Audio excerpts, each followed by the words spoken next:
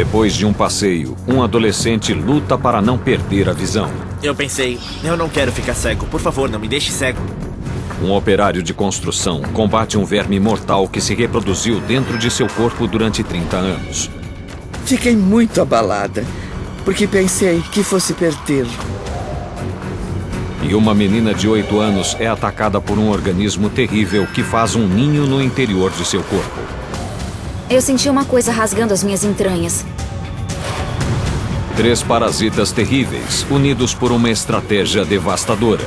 Infectar o hospedeiro e então se reproduzir a uma velocidade assustadora. Eles estão à nossa volta, são mortais e, além disso, eles se reproduzem.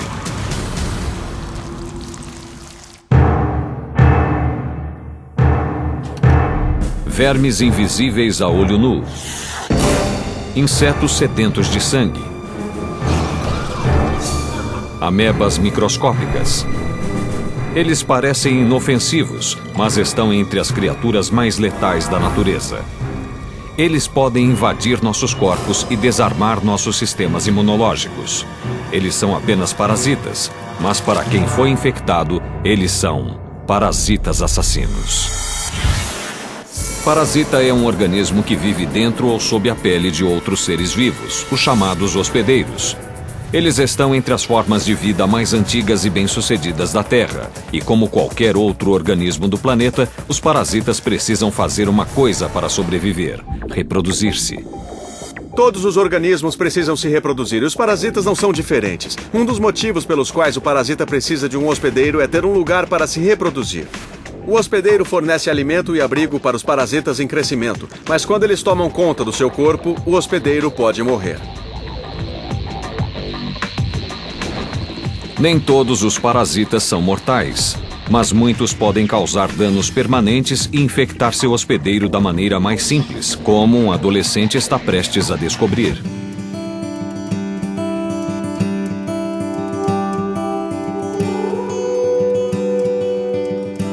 Em 2005, Kenny Watson tem 16 anos e mora na cidade rural de Hardy, no Arkansas. Eu vou à escola, saio com os meus amigos, ficamos à toa. É divertido. A gente passa o dia inteiro tentando aguentar a escola, já que não é muito emocionante ficar assistindo aula. Kenny mora com sua mãe, Diana. Kenny é um garoto muito expansivo. Ele gosta de brincar. Ele é famoso por pregar peças e também por enganar as pessoas. Faz isso como ninguém. Mas a vida tranquila de Kenny está prestes a mergulhar na escuridão.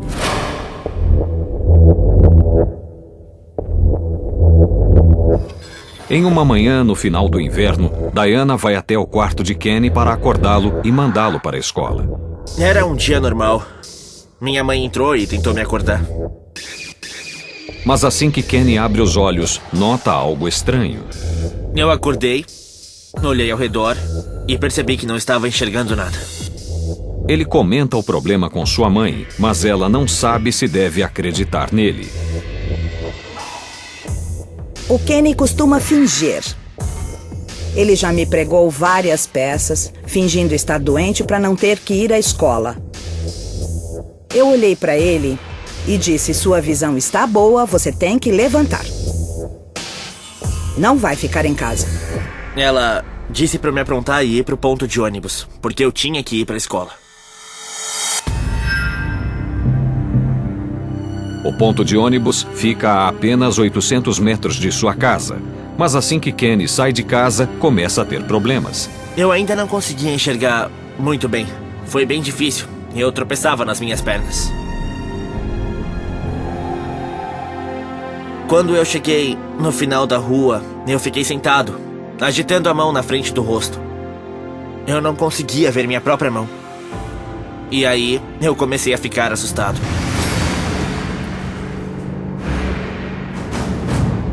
Sem conseguir enxergar, Kenny decide voltar para casa. Quando chega, sua mãe não fica feliz em vê-lo. Fiquei muito irritada naquela hora. E perguntei: o que está fazendo? Por que não está no ponto de ônibus? Mas logo torna-se evidente que há algo muito errado com seu filho. Eu estava falando com a minha mãe e nem dava pra ver se ela estava olhando pra mim. Eu só conseguia ver uma grande mancha negra bloqueando tudo. Na hora eu pensei, eu não quero ficar cego, por favor, não me deixe ficar cego. E comecei a chorar como um bebê. Foi aí que ela começou a acreditar em mim. Então ele começou a chorar. E meu filho não costuma chorar, a menos que seja por uma coisa séria. Eu pensei, bom, talvez ele não esteja fingindo.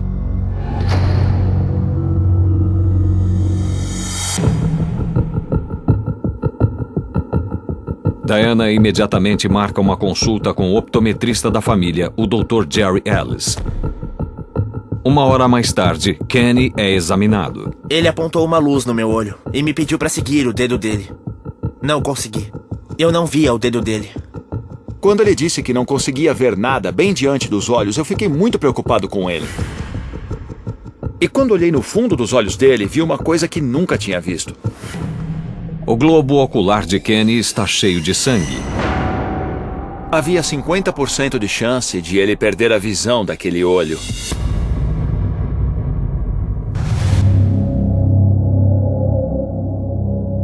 Fiquei esperando assustada, não sabia o que havia com meu filho. O Dr. Ellis dá a notícia para Kenny e sua mãe. O médico veio até a gente, ele parecia preocupado e tinha um ar de urgência na expressão dele. Quando o médico disse que meu olho estava sangrando, eu fiquei ainda mais assustado. Eu disse à mãe dele que não sabia o que causava aquilo, mas conhecia um especialista em retina que tinha os equipamentos e o conhecimento para atendê-lo. Ele perguntou quando vocês podem ir para Memphis e minha mãe olhou para ele e disse, na hora em que você achar necessário.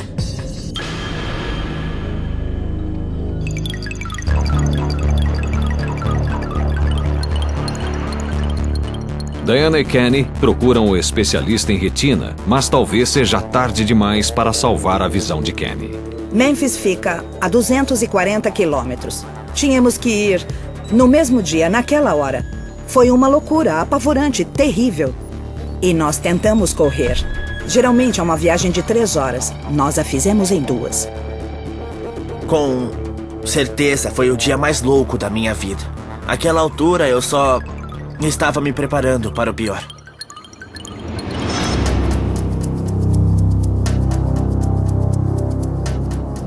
Kenny e Diana conseguem chegar ao Instituto de Olhos Hamilton em Memphis.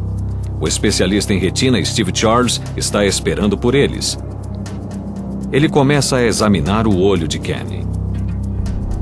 Os danos que vimos no olho tinham 2 características. Era uma bolsa de hemorragia. E em volta da bolsa, a retina parecia estar revestida por linhas brancas irregulares. O Dr. Charles mostra as imagens a Diana e Kenny. Eu vi todas aquelas linhas brancas por todo o olho do Kenny. Meu peito ficou apertado. Parecia que uma coisa estava se arrastando pelo meu olho.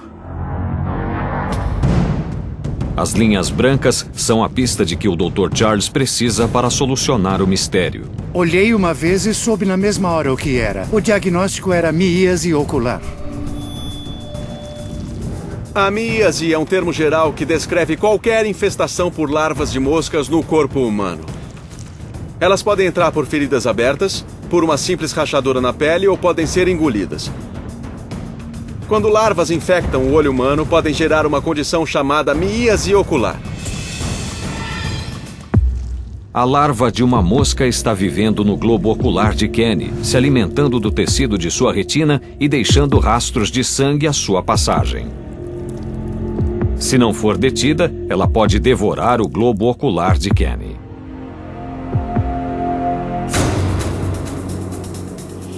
Isso é piada? Eu não posso ter uma larva no olho. Mas isso não é uma piada. O Dr. Charles diz a Kenny e Diana que o tempo está se esgotando. A larva consegue danificar o olho. E se houver muitos danos, a visão central fica comprometida. Meu filho podia não enxergar mais com aquele olho. Foi assustador pensar no que ele poderia enfrentar. Só há uma forma de deter o parasita: cirurgia.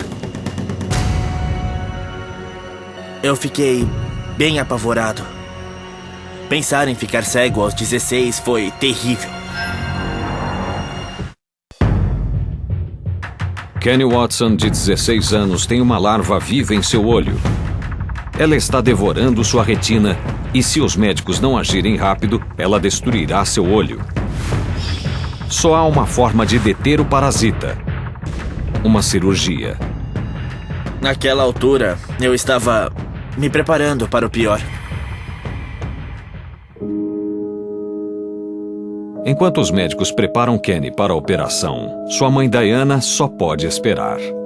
Sabia que ele estava com medo e isso me assustou. Nenhuma mãe quer ver o filho com medo. Eles entraram e me disseram o que iriam fazer comigo. As enfermeiras entraram e minha mãe me disse: "Te vejo daqui a pouco."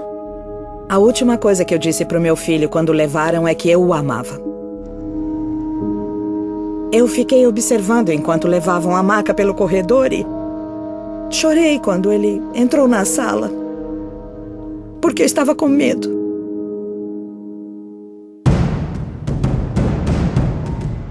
Na sala de cirurgia, o Dr. Charles luta para localizar a larva que está devorando a retina de Kenny. O sangramento em seu olho está impedindo que ele encontre o parasita. Só tínhamos certeza de que uma grande hemorragia estava bloqueando a visão central. Além da hemorragia bloquear a visão do paciente, bloqueava nossa habilidade de ver a larva. Usando um tubo especial, os cirurgiões sugam o excesso de sangue e finalmente conseguem uma visão nítida do parasita. O parasita é muito pequeno, do tamanho de uma gota de água. O Dr. Charles remove a larva, mas talvez seja tarde demais para salvar a visão de Kenny. Se a larva tivesse causado grandes danos, ele poderia perder a visão central para sempre. Só o tempo dirá como a visão de Kenny foi afetada. Na sala de recuperação, Kenny começa a recobrar a consciência. Eu acordei no quarto com minha mãe olhando para mim. Parecia muito estranho ver meu filho deitado, pálido e enfaixado. Eu fiquei pensando que jamais enxergaria de novo. Que talvez minha cegueira fosse permanente. E isso foi assustador. Enquanto esperam para descobrir a extensão dos danos, os médicos tentam descobrir como a larva entrou no olho de Kenny. A investigação começa com a mosca. Moscas adultas geralmente depositam seus ovos na carne de um animal morto. As larvas eclodem dos ovos e passam a se alimentar da carne em decomposição. As larvas então se enterram no solo. 2 semanas depois, elas emergem como moscas adultas, prontas para se reproduzir. Os médicos perguntam a Kenny se ele entrou em contato com moscas recentemente. E então eu me lembrei. 2 semanas antes eu estava indo para a escola. Era um dia lindo e então... pá! Uma mosca entrou no meu olho. O Dr. Charles acha que a mosca depositou um ovo no olho de Kenny antes de ser removida. Depois, esta larva começou a devorar sua retina. No hospital, o Dr. Charles tem uma boa notícia para Kenny e sua mãe. O médico garantiu que a larva não danificou a visão do Kenny permanentemente e eu fiquei muito aliviada. Meu olho doía muito, mas eu estava enxergando. Livre do parasita, Kenny se recupera totalmente. Hoje, com a ajuda de óculos, sua visão está 100% recuperada. Tenho muita sorte por só precisar usar óculos. Depois de tudo isso, eu passei a valorizar muito mais a minha visão. Em última análise, o interior do olho humano é um beco sem saída para a larva de uma mosca, mas ela não sabe disso e continua a se alimentar e a crescer até morrer. As larvas também podem invadir o ouvido humano, avançar até o cérebro, onde se alimentam do tecido. Se isso acontecer, as consequências podem ser fatais. Nos Estados Unidos, estas larvas raramente se instalam em uma pessoa viva. Uma vez dentro do hospedeiro, muitos parasitas não só se reproduzem, mas fazem isso rapidamente e em grande número. E quando os parasitas usam o corpo humano para procriar, as consequências podem ser devastadoras.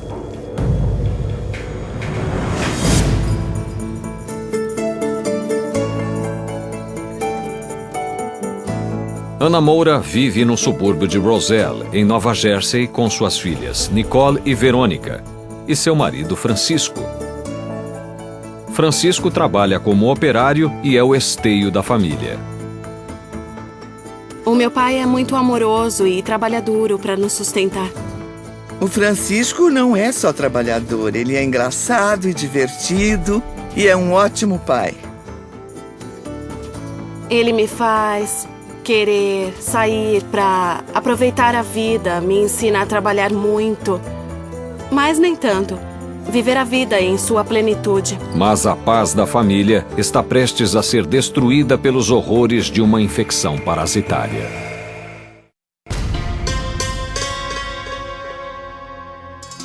Abril de 2006. Ana chega do trabalho e encontra Francisco jogado no sofá. Ele parecia muito cansado, exausto. E eu perguntei, o que foi? Francisco diz a Ana que não se sentiu bem no trabalho. Ele disse que estava sentindo dores lombares e câimbras na perna. Nem parecia o Francisco. Ele nunca reclamava de nenhum tipo de dor. Ele falou que era uma dor aguda nas pernas. E achei que fosse um nervo pinçado. Achei que ele devia procurar um quiroprático. Ana marca uma consulta para um quiroprático examinar as costas de Francisco. O quiroprático achou que a coluna do Francisco não estava alinhada. Ele fez massagens e vários exercícios diferentes. Mas depois de vários meses de tratamento, a dor não melhora. Na verdade, ela piora ainda mais. Eu fiquei confusa. Frequentar um quiroprático por tanto tempo devia dar algum resultado. Eu queria saber qual era o problema com a lombar dele. O quiroprático pede uma tomografia das costas de Francisco. Os resultados revelam algo que ninguém esperava. A coluna dele estava alinhada, mas tinha uma mancha escura perto da região pélvica, do tamanho de uma laranja. Ele pensou no pior, achou que fosse câncer. Eu tentei ser forte, tentei animá-lo, dizendo que ele teria que viver um dia de cada vez. Mas eu estava muito preocupada, pensando se aquilo era um câncer. Naquela noite, Francisco e sua esposa contam a notícia às suas filhas. No jantar, eles disseram que o papai tinha um tumor e eu fiquei arrasada. Morri de medo de perder o meu pai. Achei que nunca mais o veria.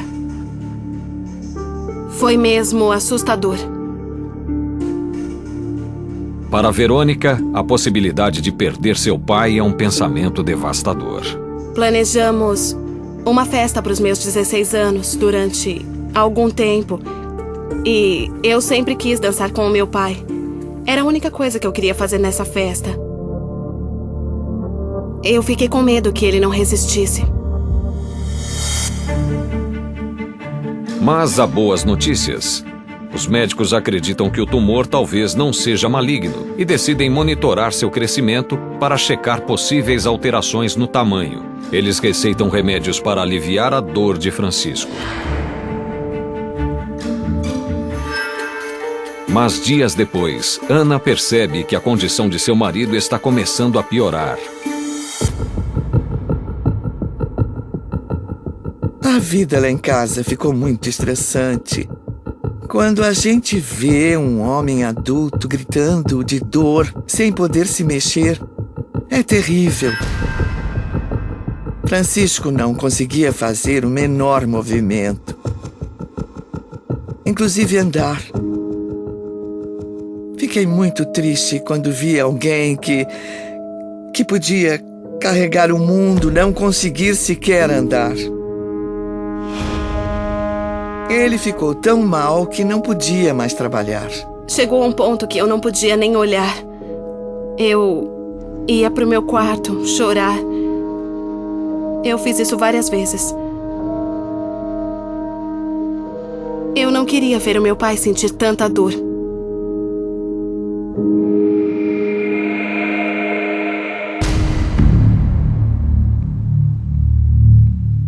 Um dia, Ana está no trabalho quando o telefone toca.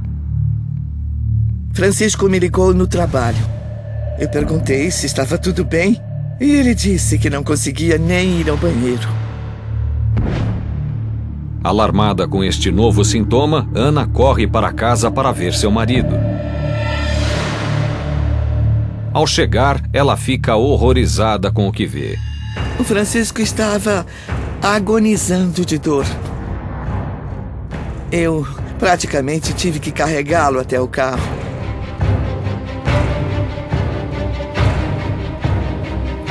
Eu tentei segurar as lágrimas para ele não ver o quanto eu estava sofrendo.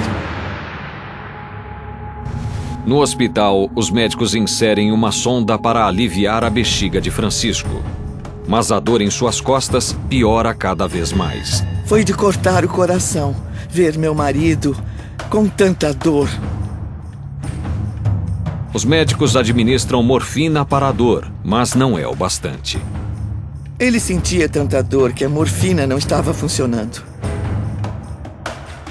Os médicos concluem que o tumor de Francisco deve estar crescendo e bloqueando sua bexiga. A única forma de aliviar a dor é remover o tumor cirurgicamente. Ele estava assustado, muito nervoso. Eu virei para ele e disse: "Quando você acordar, eu vou estar aqui." Francisco Moura foi levado às pressas para o hospital com um tumor tão grande que bloqueou sua bexiga. Sua esposa Ana está ao seu lado.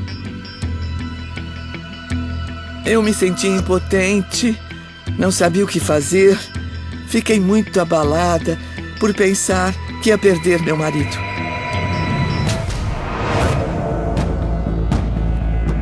Na sala de cirurgia, os médicos fazem uma incisão na região pélvica de Francisco.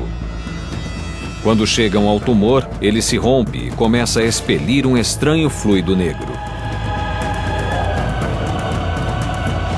Os médicos enviam uma amostra do fluido para o laboratório.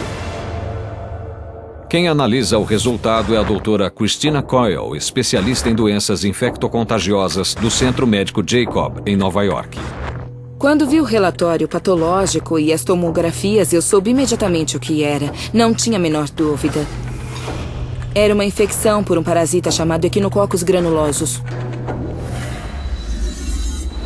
Eu fiquei sem palavras. Fiquei confusa.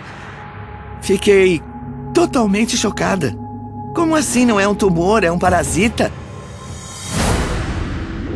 O Echinococcus granulosus é um verme parasitário. Quando consegue penetrar em um hospedeiro humano, o parasita forma um cisto nos órgãos. Ele então se reproduz no interior desse cisto, fazendo-o inchar. Esse grande cisto, chamado cisto hidático, causa muitos problemas para o hospedeiro. À medida que cresce, ele pressiona os órgãos e nervos, causando muitas dores. Mas se o cisto se romper e espalhar o seu conteúdo dentro do corpo, o hospedeiro pode ter uma infecção e até morrer. O cisto hidático se instalou no osso do quadril de Francisco e é quase impossível para os cirurgiões removê-lo. A única forma de curá-lo era remover o osso e, nesse caso, isso causaria paralisia. Então a doutora Coyle ministra uma série de drogas antiparasitárias na esperança de matar o parasita e combater as toxinas espalhadas pela ruptura do cisto. Enquanto Ana e Francisco aguardam o medicamento fazer efeito, uma pergunta angustiante os assombra. Como o parasita conseguiu entrar em seu corpo? O verme adulto vive no intestino delgado de cães. Ali ele deposita ovos enquanto passam para as fezes do cão. Se outro animal, como uma ovelha, ingerir os ovos, eles penetram nos intestinos ou no sistema circulatório, formando cistos. Quando a ovelha morre, é comida por outro cachorro. O cão se torna o hospedeiro de uma nova geração de germes. Mas se um homem ingerir alimentos ou água com fezes contaminadas do parasita, ele pode se infectar. Quando Ana conta aos médicos que Francisco cresceu em uma zona rural de Portugal, eles já sabem como ele contraiu o parasita.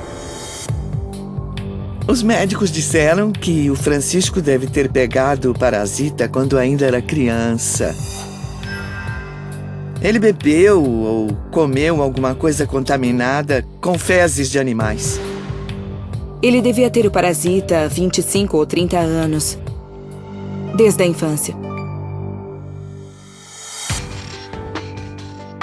Felizmente para Francisco, as drogas começam a fazer efeito. Elas reduzem o cisto com sucesso, aliviando parte da pressão que ele sentia. Francisco está se recuperando, mas Ana sabe que ele terá um longo caminho até poder andar novamente. Ele começou a fazer fisioterapia para recuperar a força e o tônus muscular da perna. Apesar de uma parte do parasita ainda viver dentro dele, eu via que ele estava melhorando.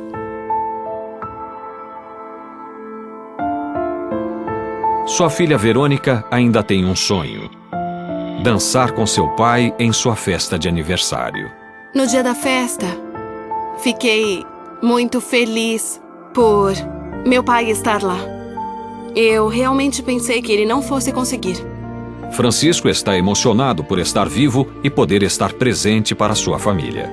Foi incrível ir à festa de aniversário da Verônica.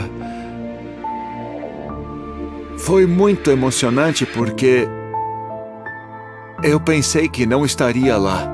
Quando eu coloquei meus braços ao redor dele, eu caí no choro. Eu chorei, ela chorou. Foi um momento muito emocionante para todo mundo. Eu quase perdi o meu pai. Eu tenho orgulho por ele ter aguentado firme e ter sido mais forte do que esse parasita. O Echinococcus granulosus é um tipo de verme encontrado em todo o mundo, mas é mais comum em zonas rurais, onde há muitos cães e ovelhas. Somente 1000 casos foram registrados nos Estados Unidos. Para evitar a infecção por Echinococcus granulosus, quem viaja para regiões rurais deve adotar uma boa higiene, lavar as mãos regularmente e evitar consumir alimentos não lavados. Enquanto a infecção por Echinococcus é incomum, outros parasitas são mais difíceis de evitar. 1995. Stephanie Herring é estudante e mora na cidade rural de Perkiomenville, Pensilvânia, com sua mãe Nancy. A Stephanie era uma menina comum de 9 anos. Era muito meiga e tranquila. Tinha muitos amigos. Adorava os meus amigos da escola. Adorava as aulas, era uma aluna exemplar. Ela era muito atlética, odiava ficar dentro de casa.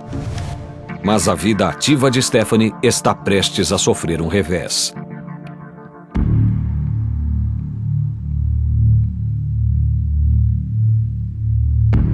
Em uma manhã, Nancy está levando Stephanie à escola quando a garota começa a passar mal. A minha barriga doía muito, com umas pontadas. Eu senti vontade de vomitar, Mas não era aquela dor de estômago que sentimos quando temos náusea. Sabia que tinha alguma coisa errada. Parecia que tinha uma coisa rasgando as minhas entranhas. Stephanie ainda não sabe, mas está lutando contra um invasor mortal. Stephanie Herring está a caminho da escola quando começa a sentir fortes dores de barriga. Quando chega à escola, Stephanie sente-se tão mal que se recusa a entrar. Ela não queria entrar na escola. Então eu disse, tá bom, vamos dar meia volta e ir pra casa. Mas se você melhorar, eu te trago de volta. Entramos em casa e a minha mãe disse para eu deitar no sofá e relaxar um pouco. Eu esperava que a dor de barriga passasse para poder voltar logo para a escola. Não gostava de faltar, queria ver meus amigos. Mas o que está causando as cólicas de Stephanie? Tentei lembrar do que tínhamos comido na noite anterior que pudesse ter afetado o organismo dela.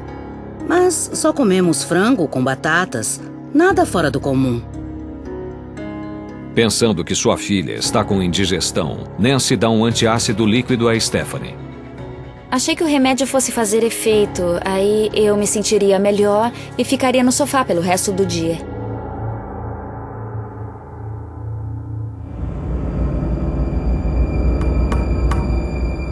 Três dias depois, Stephanie está na escola, comendo um lanche na cantina. Comi o meu lanche e minha barriga começou a incomodar de novo. Doía muito. A dor estava piorando e agora parecia que a minha barriga estava se revirando toda. Eu comecei a ficar preocupada porque 3 dias depois a minha barriga ainda estava doendo. Recebi um telefonema da escola.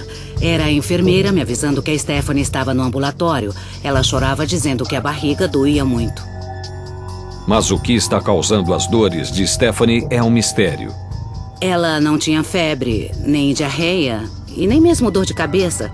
Então eu fiquei totalmente desnorteada, não consegui imaginar por que essa dor ainda a incomodava. Talvez Stephanie não esteja doente. Comecei a perceber que a Stephanie não queria mais ir à escola. E aquilo me intrigou. Ela adorava a escola.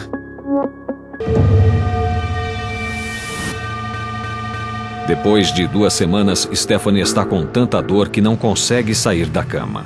A dor estava ficando insuportável. Eu nem queria sair da cama naquele dia.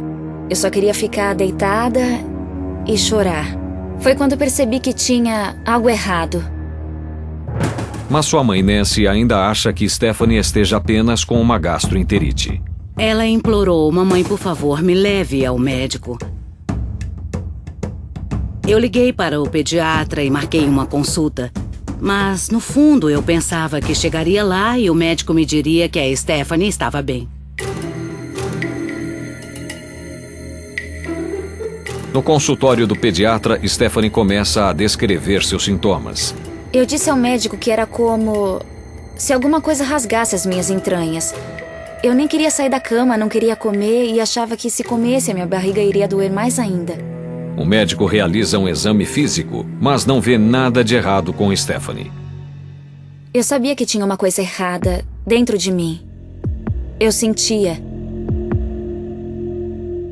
O médico me disse para continuar com o antiácido, dar a ela comidas leves e esperar que passasse. O médico disse para minha mãe que estava tudo bem. Mas por precaução, o médico pede exames de fezes e urina. Então minha mãe me levou para casa.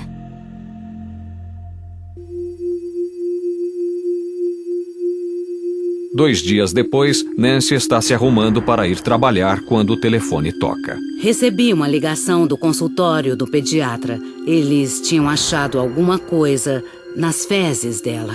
E eu tinha que levar a Stephanie de novo. Quando alguém diz a você que encontrou alguma coisa no corpo da sua filha, você se apavora, imagina muitas coisas. Eu pensei no pior. Pensei que minha filha estava com câncer. O médico ligou e pediu pra gente voltar ao consultório. E isso me assustou porque eu nunca vi ninguém receber uma ligação de um médico pedindo pra voltar e ser coisa boa.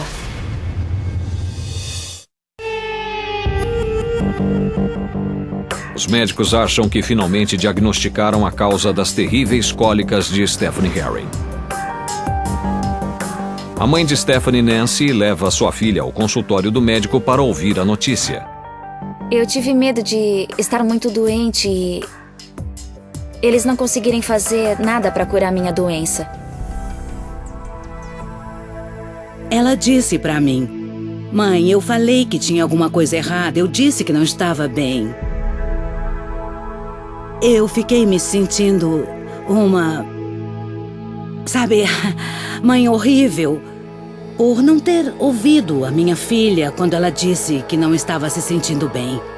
Depois eu pensei, será que ela tem câncer? Será que tem alguma coisa errada com o intestino dela? Eu realmente não sabia o que pensar.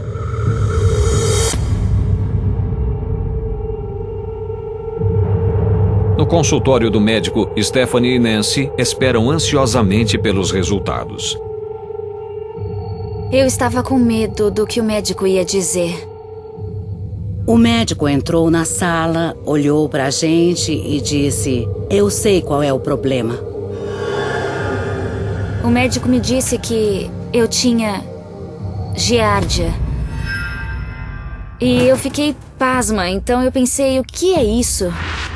A giardia é um protozoário que causa uma dolorosa doença chamada giardíase. A giardíase é uma infecção do intestino delgado causada por um micro-organismo chamado Giardia lamblia. Quando a giardia entra no intestino delgado, se alimenta dos nutrientes do corpo. O organismo envia leucócitos para combater o parasita, causando cólicas dolorosas. Mas o parasita burla as defesas do organismo, se transformando em um cisto impenetrável. A salvo do sistema imunológico do hospedeiro, o parasita se reproduz rapidamente, colonizando todo o trato intestinal do hospedeiro. O problema da giardia é que muita gente não percebe que a tem. Geralmente, ela é confundida com síndrome do intestino irritável. Sem um diagnóstico preciso e a medicação adequada, a giardia pode se espalhar pelos intestinos.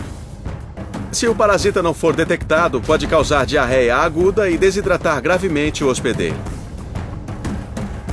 E para crianças e idosos, a desidratação severa pode ser mortal.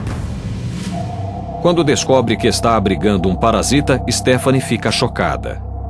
Quer dizer que tem uma coisa vivendo dentro de mim? Fiquei totalmente pasma com isso. Nunca me passou pela cabeça que ela tinha um parasita. Aquilo parecia um pesadelo. Fiquei chocada e confusa e com nojo. Não sabia o que ia acontecer. Será que teria que lidar com isso para sempre? A giardia é particularmente perigosa quando infecta crianças pequenas. O médico receita uma série de drogas para matar o parasita. Enquanto esperam que os medicamentos façam efeito, os médicos precisam descobrir como e onde Stephanie contraiu o parasita. A giardia começa como um cisto que vive em água doce, onde é ingerido por um mamífero pequeno, como um castor. Nos intestinos do castor, o parasita emerge do cisto e se reproduz, depositando milhares de ovos que chegam à água na forma de cistos. Quando estes cistos são ingeridos por um novo hospedeiro, o ciclo da infecção parasitária continua. Como a giardia consegue se reproduzir com muita rapidez, alguns cistos são capazes de criar uma população de milhares. Essa estratégia reprodutiva faz a giardia ser muito eficiente. Ela é um dos parasitas humanos mais bem-sucedidos do planeta. Agentes de saúde perguntam a Nancy como Stephanie pode ter se infectado. Eles disseram que ela pode ter tido contato com água contaminada. E me perguntaram onde a Stephanie tinha estado ultimamente. Imediatamente, Stephanie acha que sabe a resposta. O único lugar onde eu poderia ter pegado isso é o riacho atrás do campo de beisebol. Eu e alguns amigos entramos no riacho e brincamos na água, tentando pegar peixes com as mãos. Tenho quase certeza de que foi onde me contaminei. Os médicos concordam que Stephanie provavelmente contraiu o parasita da giardíase quando ingeriu a água contaminada de um riacho perto de sua casa. Stephanie continua a tomar os medicamentos e depois de 3 dias, Nancy nota uma mudança dramática. Depois de 3 dias de medicação, ela parecia perfeitamente bem. Ela voltou à sua rotina normal e pronto, nunca mais tivemos esse problema. Ela parou de pedir para não ir à escola, a gente chegava, ela saía do carro, me dava um beijo e entrava na escola. Nunca mais me ligaram. Eu me sinto um pouco culpada por não ter ouvido a Stephanie. Eu devia ter percebido que ela conhece seu corpo. Pode acontecer com qualquer um.